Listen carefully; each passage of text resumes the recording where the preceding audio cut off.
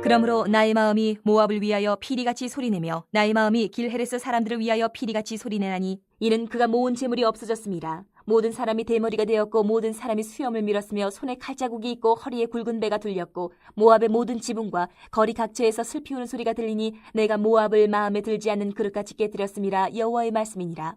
어찌하여 모압이 파괴되었으며 어찌하여 그들이 애곡하는가. 모압이 부끄러워서 등을 돌렸도다. 그런즉 모압이 그 사방 모든 사람의 조롱거리와 공포의 대상이 되리로다. 이는 여호와의 말씀이니라. 보라, 그가 독수리같이 날아와서 모압 위에 그의 날개를 펴리라. 성읍들이 점령을 당하며 요새가 함락되는 날에 모압 용사의 마음이 산고를 당하는 여인 같을 것이라. 모압이 여호와를 거슬러 자만하였으므로 멸망하고 다시 나라를 이루지 못하리로다.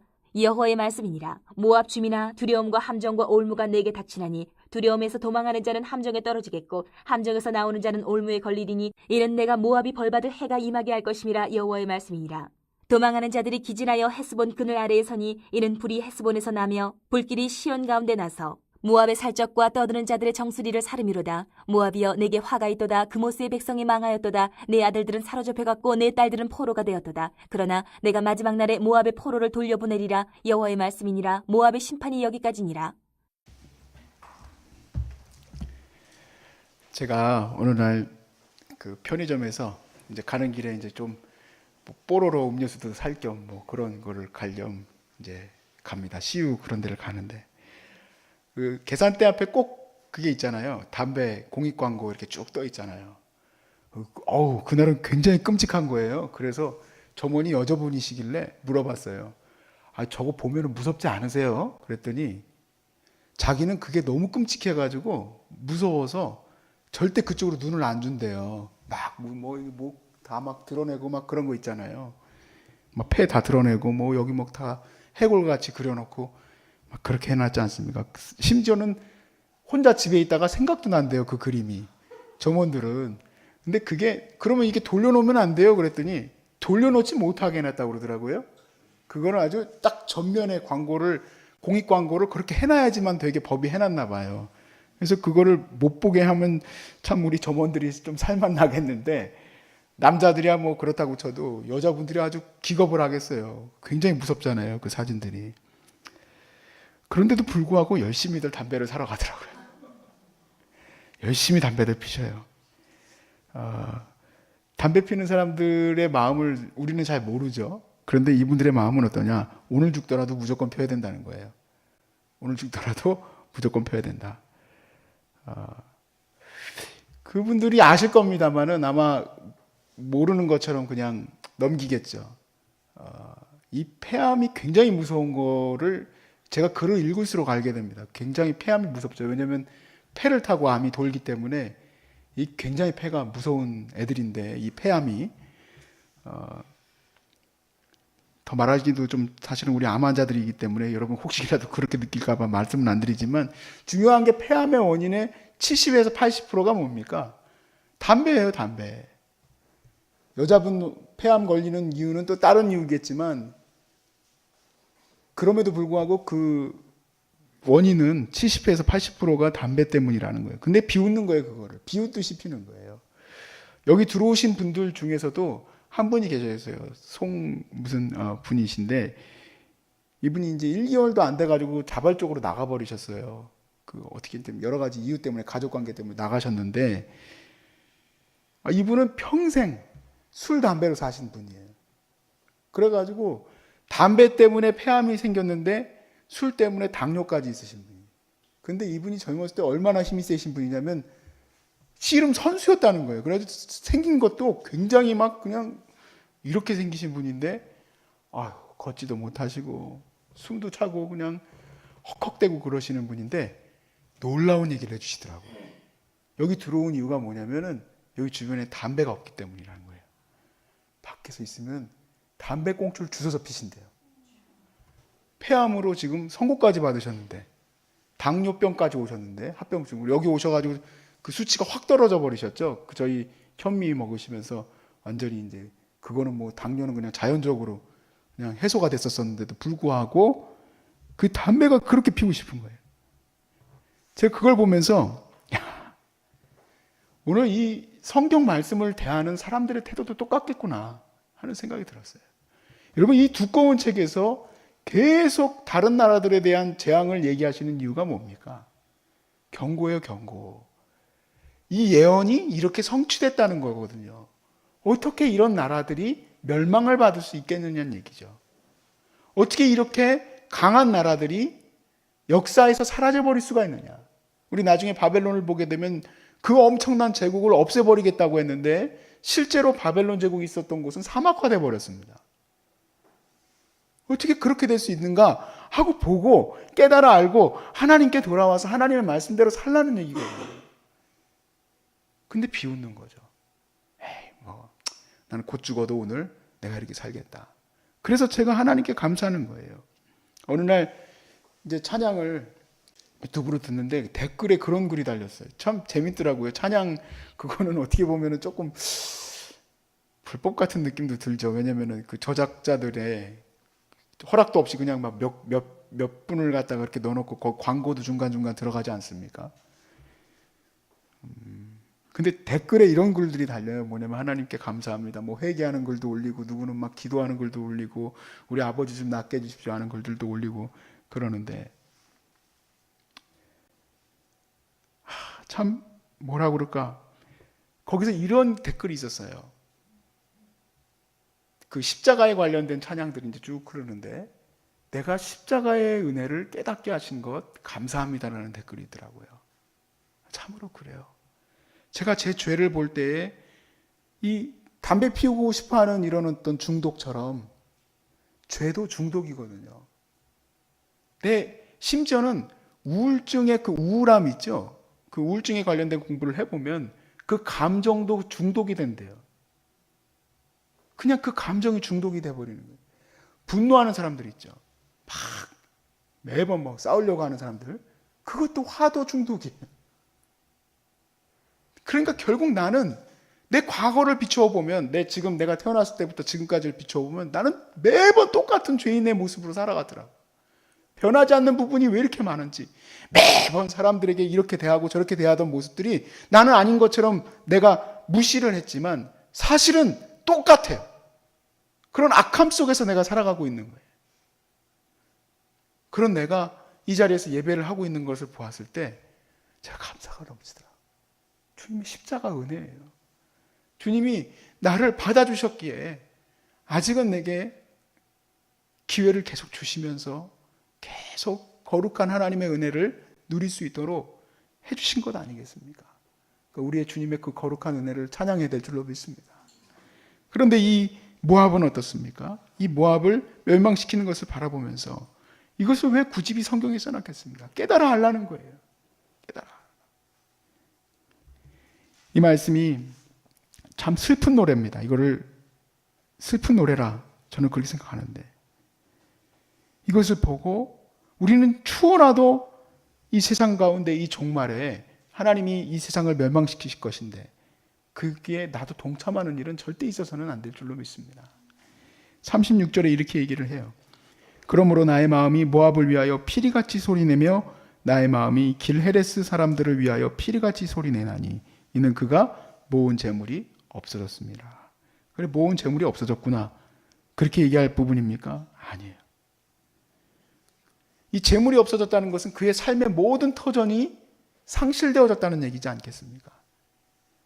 요한계시록에도 큰 성 바벨론이여 큰 성 바벨론이여 하며 사람들이 슬퍼하고 울지 않습니까? 저는 이것을 그렇게 좀 비유로 좀 들어서 우리 마음에 더 새겼으면 좋겠다 하는 생각을 했는데 얼마 전에 나라를 팔아먹은 오적에 대해서 다큐멘터리를 조금 보게 됐어요. 잠깐 이렇게 보게 됐는데 거기서 나오는 걸 보니까 이완용이가 나라를 팔아먹을 때 팔아먹고 받은 돈이 900억이라고 합니다. 여러분 900억 물론 큰 돈입니다만은 우리나라 팔아먹고 받은 돈이 900억밖에 안 돼요. 근데 그걸 가지고 지금 너무 분노가 일어나는 게 뭡니까? 그 자손들이 우리 조상이 받은 그 재물을 돌려달라 재판을 붙고 있는 것 아닙니까? 근데 그렇게 해가지고 나라를 팔아먹었어요. 그렇게 팔아먹은 걸로 인하여서 소위 말해서 이 조선 사람들을 깡그리째로 식민지를 시켜버렸는데 이 나라를 통째로 다 팔아버렸는데 그래서 우리나라에게 남겨진 것이 무엇입니까? 어마어마한 고통과 고난 아닙니까? 우리 사랑하는 딸들이 팔려나가고 군인들의 성적 놀이개가 되도록 팔려나가고 남자들은 전부 다 징용되어져 가고 심지어는 사람들이 어디로 가는지 사라져버리고 그냥 죽이기도 하고 그런 끔찍한 일이 지금 36절에 이렇게 표현이 되는 거예요. 36절에. 우리의 모든 그 기반이 사라진다는 것을 우리나라가 심지된 것보다도 더 심할 수도 있습니다. 그러므로 하나님이 슬퍼하세요. 피리를 부는 것과 같다라는 것은 그런 슬픔의 마음을 표현하시는 거예요. 41절에 이렇게 되어 있습니다. 성읍들이 점령을 당하며 요새가 함락되는 날에 모압 용사의 마음이 산고를 당하는 여인 같을 것이라. 제가 과거에 저는 용사가 되지도 않았었고 함락되는 것도 본 적은 없었지만 졸다가 중대장님이 올라오신 적이 한 번 있어요. 보초를 쓰다가 이렇게 밤에 보초를 쓰는데 중대장님이 올라오셨어요. 그러면은 기쁘고 즐거운 마음으로 중대장님을 맞았으면 참 좋은데 졸다가 맞았기 때문에 제 다리가 다 풀리는 듯 했단 말이에요. 제가 그냥 아무것도 없이 그냥 용사도 아니고 그냥 보초 쓰다가 그냥 갑자기 들이닥친 이 일에 의해서 내가 뭐 할 일을 못했기 때문에 다리가 풀렸었는데 그렇다고 여러분 제가 큰 문제를 당한 건 아닙니다. 그냥 졸다가 그랬으니까 깜짝 놀라가지고 다리가 풀렸으니까요. 근데 사람이 지금 이 나라를 지키던 이 용사들이 이 나라가 멸망하는 것을 볼 때에 산고를 당하는 여인과 같다 그랬습니다. 어떻게 표현해야 될지는 모르겠어요. 그러나 그렇게 고통스러운 정말 멸망을 당하게 될 것이다. 그 이유가 뭡니까? 42절에 모압이 여호와를 거슬러 자만하였으므로 멸망하였다 그랬습니다. 여호와를 거슬러 자만하였으므로 멸망하였고 다시는 나라를 이루지 못하리라. 우리가 그러잖아요. 하늘이 무너져도 솟아날 구멍은 있다. 그러니까 나라가 망해도 솟아날 구멍은 있겠지. 어떻게든 내가 살 길은 있겠지. 근데 하나님의 재앙은 솟아날 구멍이 없습니다. 43절에서 44절에 이렇게 얘기를 하세요. 여호와의 말씀이니라 모압 주민아 두려움과 함정과 올무가 너에게 닥치리니. 두려움이 얼마나 무섭습니까? 아까 뭐 중대장님 얘기를 잠깐 했지만 나라가 멸망하는 것을 지금 당하는 사람들은 그렇게 두려움 속에 있는데 그 두려움에서 도망하는 자는 함정에 떨어지겠고 함정에 떨어져서 도망하려고 또 나오는 자는 올무에 걸리리니. 그러니까 2중 3중으로 계속 그 재앙이 계속 밀어닥치기 때문에 거기서 살아날 자가 없다는 거예요. 이는 모압이 벌받을 해가 임하기에 되었기 때문이다. 이거는 뭐 간단한 뭐 전쟁과 싸움이 문제가 아니고 이것은 하나님이 모압을 지금 진노하셔서 재앙을 내리시고 계시는 거기 때문에 그 벌이 제하여질 수 없다라는 겁니다. 영화 같은 일이죠. 그런데 여러분들도 여러분 스스로가 또 다시 생각을 해보시면 암에 걸려보지 않은 사람들에게 암에 걸릴 수도 있는 정도로 그렇게 술을 마시고 담배를 펴대는 사람들, 또 자기 몸을 혹사하는 사람들에게 이런 뭐라고 얘기하겠습니까? 그러다가 당신 병 걸려. 아이고 걸리고 말지. 이렇게 얘기할 병입니까 여러분? 아니죠. 굉장히 끔찍한 일이에요. 이거는 어떤 책에도 비유가 되었지만 암 선고를 받는 날부터 시커먼 터널을 진행하는 것하고 똑같다 그렇게 써놨더라고요. 지금부터 터널이 시작된대요. 그러니까 모든 게 올스탑 되는 거예요. 모든 게 올스탑이 되고 그때부터는 터널이 시작되는데 이것을 어떻게 사람들에게 이해를 시키겠습니까? 그렇게 살지 마라고 여러분이 얘기해 보신 적은 있습니까?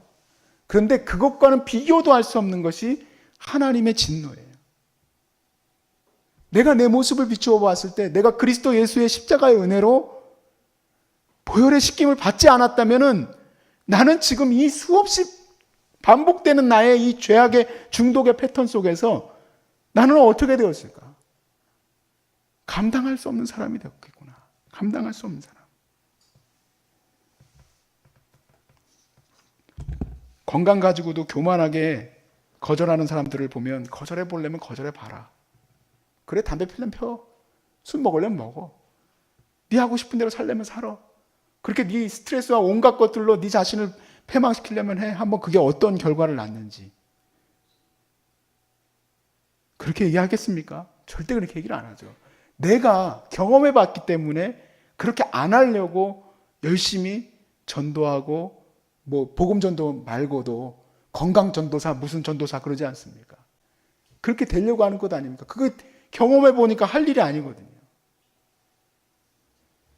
누가복음 말씀에도 이렇게 돼 있어요. 한번 이 말씀을 우리가 마지막으로 살펴보는데 누가복음 16장의 말씀입니다.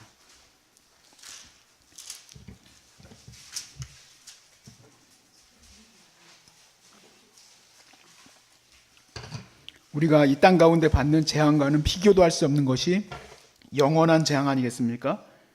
영원한 재앙이 가장 무서운 거예요.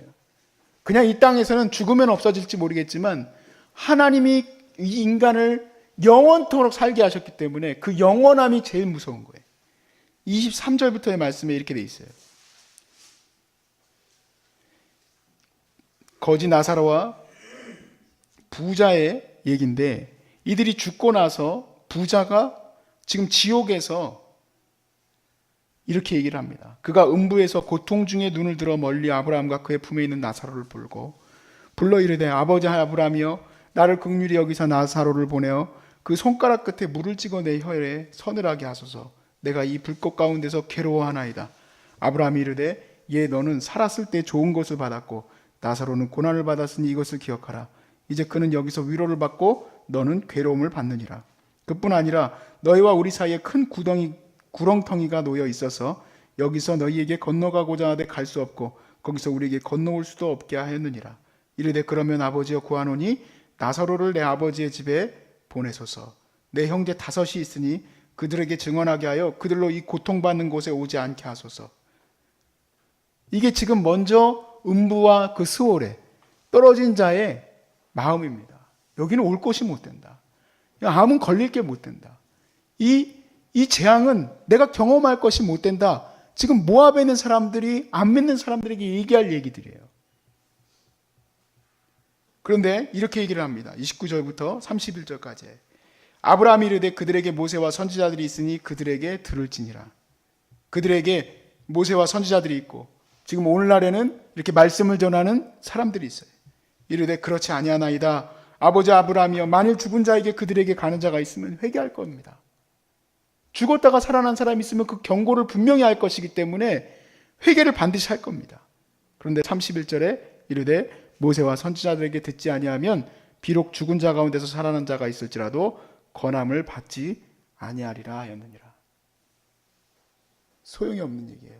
오늘 말씀에 제가 서두에도 말씀드렸지만 아무리 담배 공익 광고를 붙여놔도 소용이 없는 것처럼 죽었다가 살아난 사람이 있어도 소용이 없어요. 안타까운 얘기죠.